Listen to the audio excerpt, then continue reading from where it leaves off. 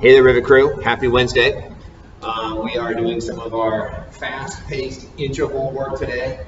5 minutes on, 5 minutes off, 5 minutes on, 5 minutes off, and then 5 minutes on. So 3 5-minute AMRAPs all together. Each one starts with a buy-in, if you will. Each one starts with some lunges, various forms. First AMRAP starts with 200 feet, just simple bodyweight lunges. The second AMRAP starts with 100 feet of single dumbbell front rack walking lunges. So walking lunges, 1 dumbbell. And our third and final AMRAP starts with only 50 feet of walking lunges, but you're carrying 2 heavy dumbbells at that point. So lunges get shorter, but more challenging versions up. And then the second part of the buy-in for each AMRAP is always the same. It's a 200-meter sandbag run. I want you guys to choose a sandbag weight that you can actually run with for the full 200 meters, right? Throw it over your shoulder, behind the head, however you want to carry it. We want to see you run on our sandbag runs. And then, in the remainder of the 5 minutes, this is the AMRAP part. You're going to accumulate as many calories as you can on the rower. This is the score. This is the goal. This is where we're trying to get to. Ideally, the lunges and the run don't take you more than 4 minutes. So you get at least a solid minute, hopefully a little bit more, to crank out calories on the rower.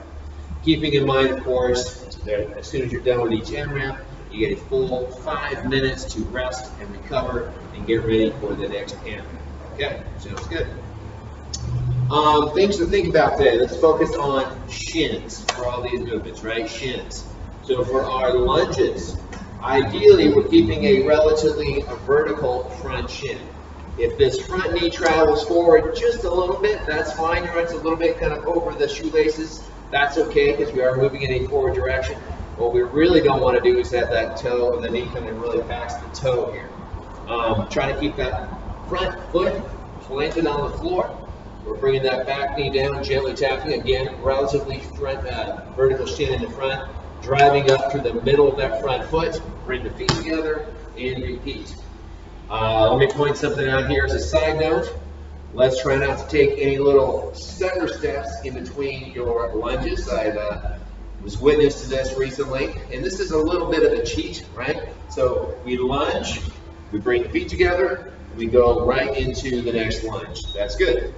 What we don't want to do is lunge, bring the feet together, take a couple little steps, and then lunge again. That is a cheat. That is a no rep. So no little steps in between your lunges, okay? Side note there. And then, front rep lunges. Yeah, 1 dumbbell, 2 dumbbells. They get heavier as you go.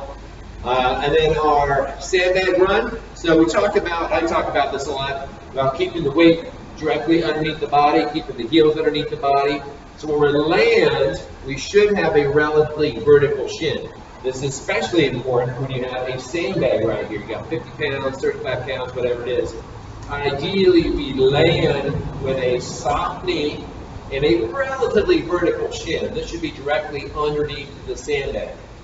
This is as opposed to having the foot out in front, right? I talked a lot about the dangers of heel striking, about swinging those legs out in front. This is going to be especially bad, again, if you have that additional weight on the body. Right? Try to get all that impact on the heel. You got that straight knee. You got the extra weight. It's not good. So, sandbag, knee stay soft when you run, and then that landing, the posted foot, that shin should be relatively vertical, much like our lunges.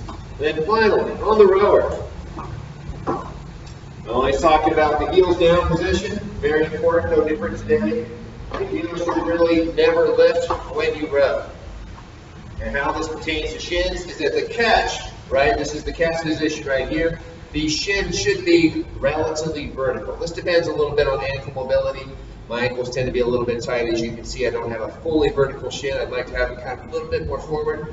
But basically try to get those shins as vertical as each of us can whilst keeping that heel flat on the rest right here, right? We don't want heels up, toes up. This puts us in a terrible position, right? Lean back, I can't use my glutes and hamstrings. So heels down, shins relatively vertical, and the catch each time.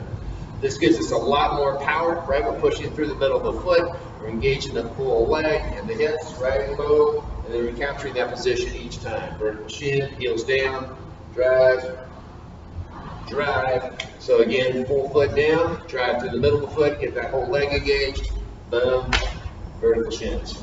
All right, that's it. Have fun with this one, guys.